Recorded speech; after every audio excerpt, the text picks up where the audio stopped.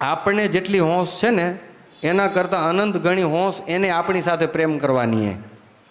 એ તમે ક્યારે નહીં વિચાર્યું હોય. અને એવું કામ જો હોય તો સહેલું કેટલું. જો ધારો કે જે પાત્ર તમને ગમી ગયું, જે પાત્ર આ લોકની દ્રષ્ટિએ કહું છું, કુંવારા કોઈ કુંવરને જે પાત્ર સામે ગમી ગયું, તો સામેનું પાત્ર તમને ગમી ગયું પણ એ પાત્રને તમે હજારો ગણા ગમી ગયા હો તો એ પ્રેમ બાંધવામાં કેટલી વાર હે? સમજાય છે? ના પકડાણું નહીં, આવું નથી પકડાતું.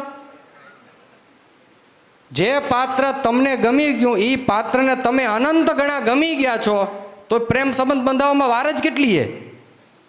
ખાલી એક વખત મળો એટલે પ્રેમ થવાનો જ છે.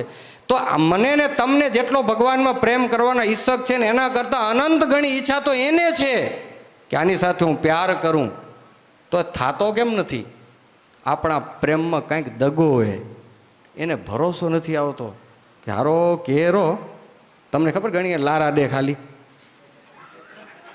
સમજો હું તારી હું પાછી 17 જણાને કહેતી હોય અને એ પાછી તમને ખબર પડી જાય પછી તમે કંકોત્રી લખો એના દાગીના ગળાવો. શું કામ?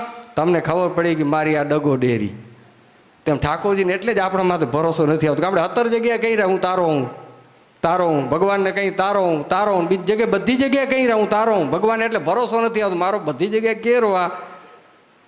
આમ જ છે હો. અને એ તો બહુ પાકો હોય આપણા કરતાં, એમને એમ પ્રેમ નહીં કરે. પણ એક અંદરથી સાચી લગન લાગે કે પ્રભુ બહુ જગ્યાએ મેં પ્રેમ કર્યા, બધી જગ્યાએ પછડાટ મળ્યા, હવે કૃપા કર, તારી સાથે જ મને પ્રેમ કરવો છે. બહુ જગ્યાએ છેતરાણો છું, હવે મારે ક્યાંય છેતરાવું નથી, અસલ પ્રેમ મને તારી સાથે જ કરવો છે. આવી અંદરથી લગન લાગવી.